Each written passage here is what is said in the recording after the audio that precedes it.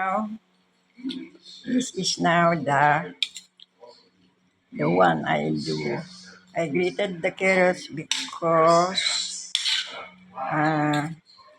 it go with the grated papaya so that you can eat it easily. And I chop the ginger into small pieces and as well as the pepper. So this is the carrots and papaya pickles. I mixed it all already.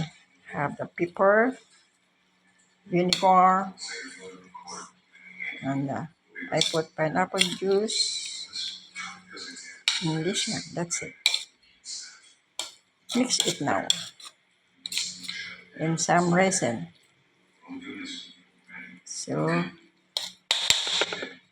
now I have to soak it for a day. Can be eaten or even right now. After you don't have vegetables, this is the substitute.